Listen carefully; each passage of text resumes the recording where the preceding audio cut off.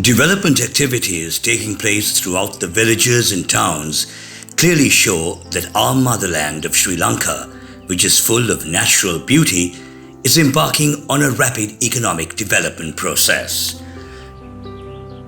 The government as well as the people have paid special attention to safeguarding the ecological balance in achieving the economic development goals. One of the major problems faced in protecting the environment is the problem of proper waste management. Adverse impact on the environment as well as the lives of the people due to the illegal dumping of garbage in the Western Province as well as in all other provinces, including the commercial capital of Colombo.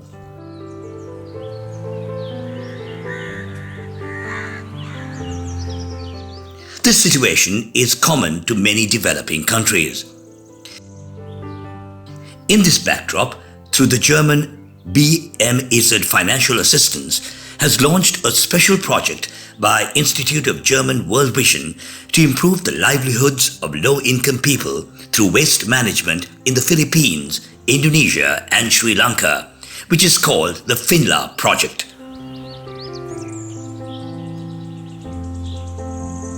In Sri Lanka, this project is being implemented in the Wattala and Jayala Pradesha Sabha areas as well as in the Chavakacheri Urban Council area. Savanatha and World Vision Lanka, in collaboration with the relevant local authorities, are leading this project. One of the main activities of this project is to identify and train hundreds of recyclable material collectors, build their network and encourage waste management. This is their story.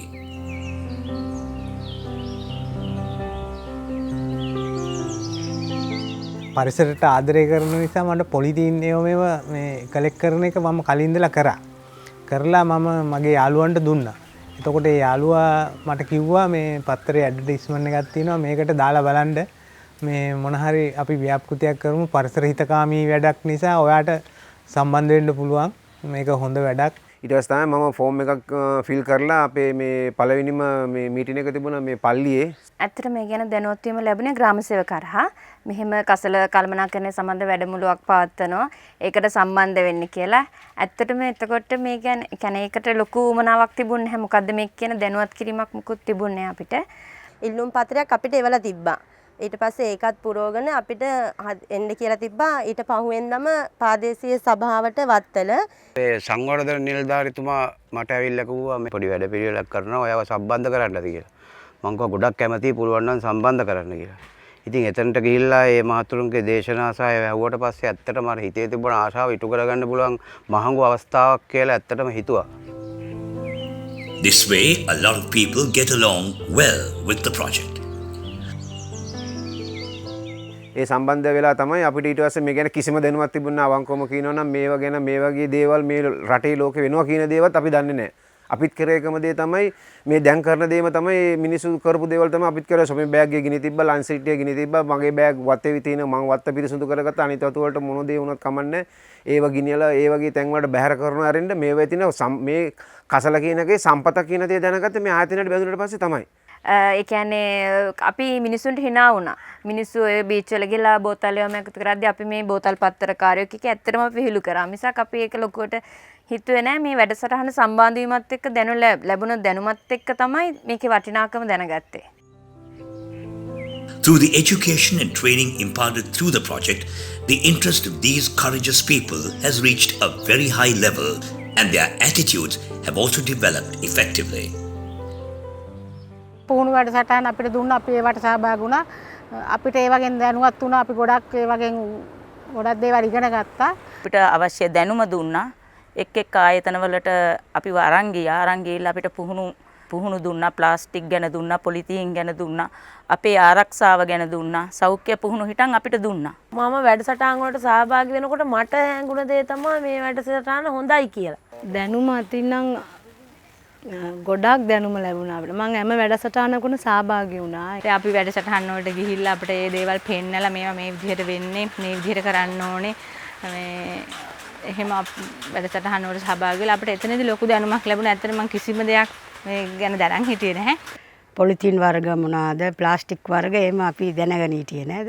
ඒ පින්ලා ආයතනයෙන් පුහුණුවෙන් පස්සේ අපි ඒ ගැන ගොඩාක් දැනුමක් ගත්තා. ඇත්තටම හොඳ පාඨමාලාවල් ටිකක් දුන්නා. මේක නීතිමය රාමුව දුන්නා, ආරක්ෂාව දුන්නා, පරිපාලන ක්‍රමවේදය දුන්නා.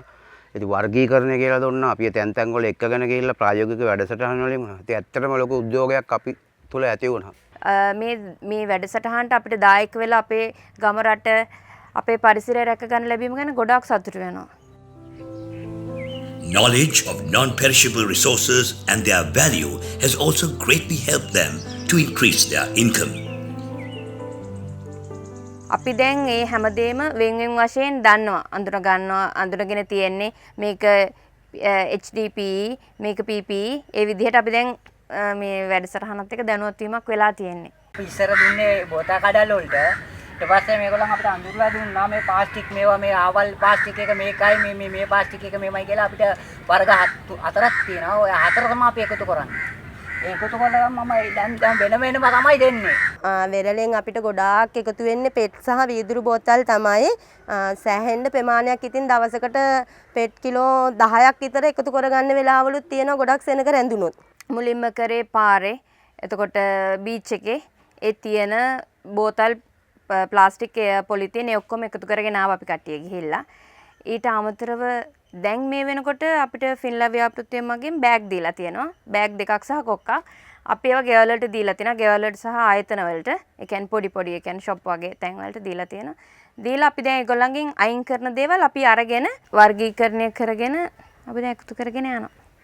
අපේ මහත්තයා තමයි ඉස්සෙල්ලාම පොලිතින් අරන් ආවේ. එතකොට මේ පැත්තේ කිසිම කෙනෙක් කරන්නේ නැහැ. මම එදා කිව්වා අම්මෝ මේ මොනවද මේ ගේන්නේ?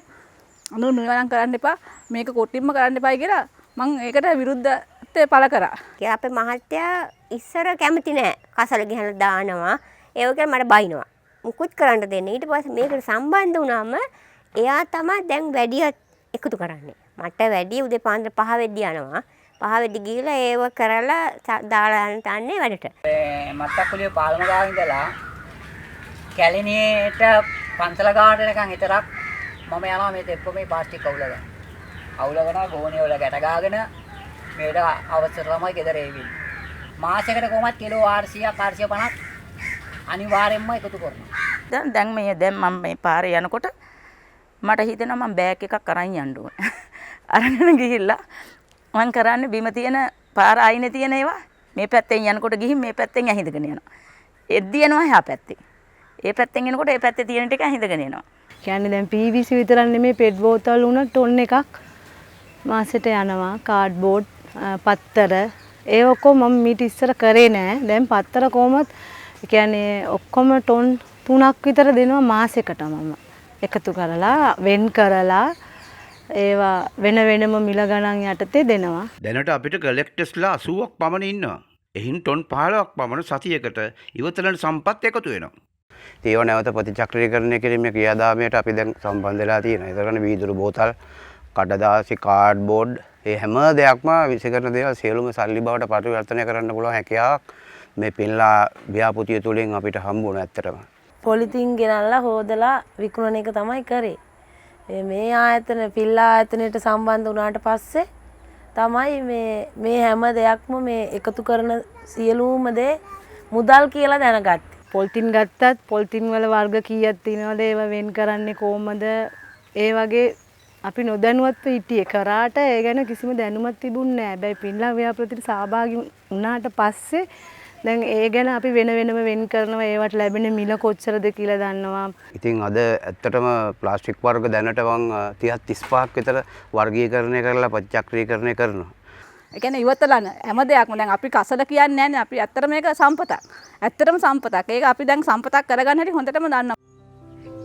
In addition to the training provided by the project, the technical and physical assistance provided by the project has improved their material collection and storage process. අපිට උදව් ලැබුණා. අපිට මේ අඩ් එක ලැබුණා. මේ තරාජියක් ලැබුණා. මේ බෑග් ලොකු බෑග් වගේක් අපිට ලැබුණා. මට ලොකු හයියක් මේ හට් එක දුන්න එක. මට ගෙයක් ලැබුණා වගේ. They think more about the environment than ever before. Dengue බෝ වෙන ඔය යෝගට් කප් සැමන් ටින් ඒ වගේ දේවල් ඒගොල්ලොන්ගේ ආයතනයක් තියෙනවා. ඒ හැම දෙයක්ම එක්රැස් කරනවා නිවසින් අයින් වෙන සියලුම දේවල් කියලා. බොල් කටු එහෙම යෝගට් කෝප්ප එහෙමත් අපි එකතු කරනවානේ. ඒවා පරිසරයටම දාලා තිබ්බොත් එක තැන වතුර පිරලා කාලයක් යනකොට වැහලා අගුව වැටෙනකොට මේ මදුරු ආය නැගිටිනවා.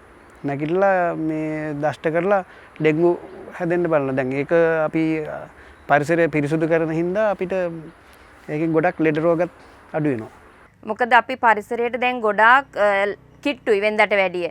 අපි දැන් අපේ ගෙදර කෙනෙකුට උනත් පාරට ගියාම එළියට කිසි දෙයක් විසික් කරන්න දෙන්නේ නැහැ. අපි ඒ සියලු දේ එකතු කරගෙන ගෙදර අරන් එනවා. Due to this project, it has been possible to reduce the spread of dengue.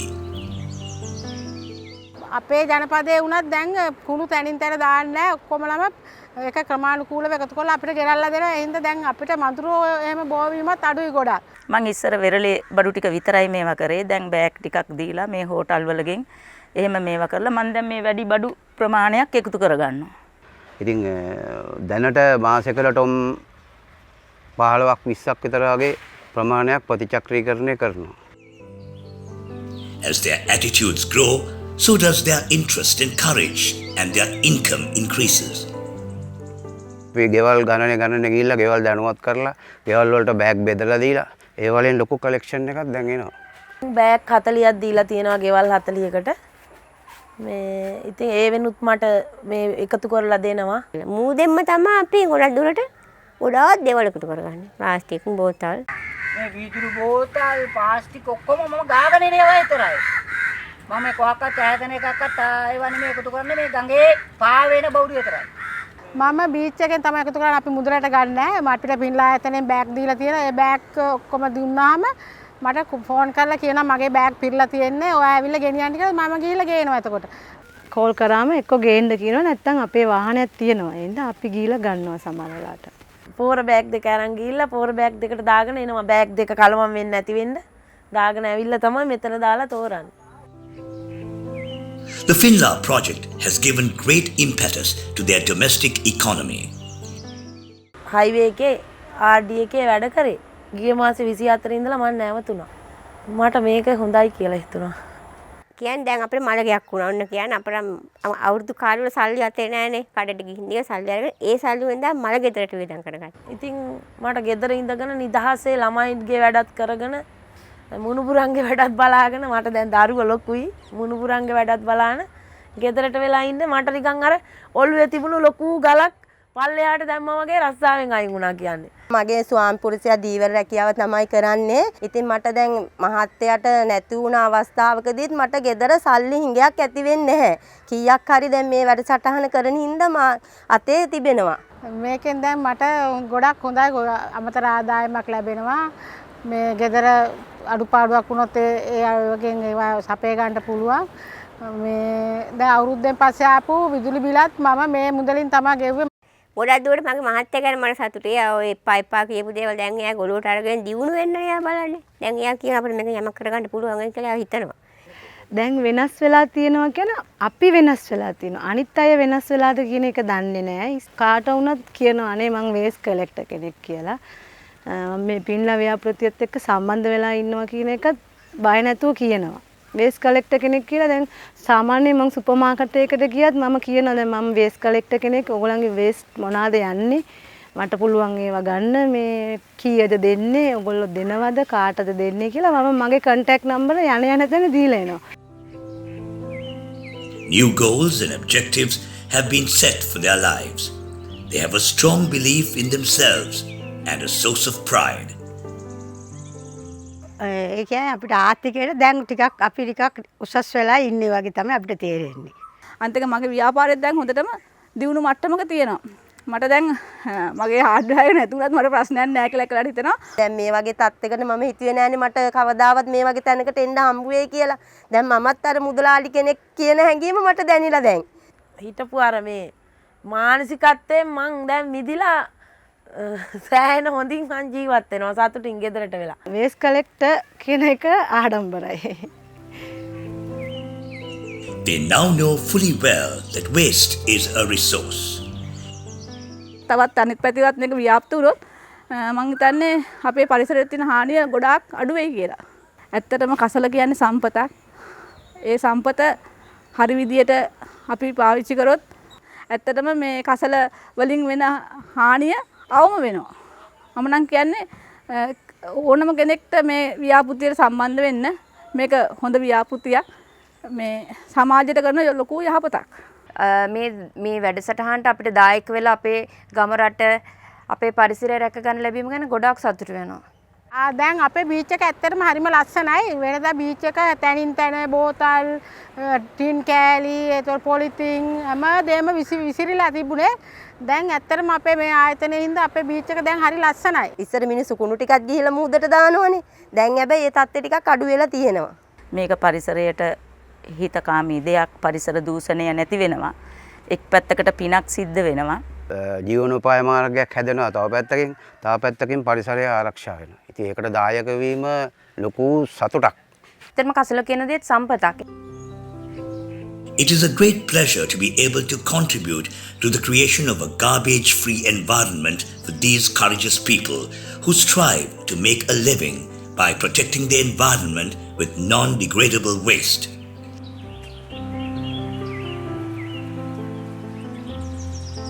They also have a deep respect for the local authorities and their agents, especially for the project activists who have been directly involved in this process, as well as agencies Sevanatha and World Vision Lanka that have paved the way for this.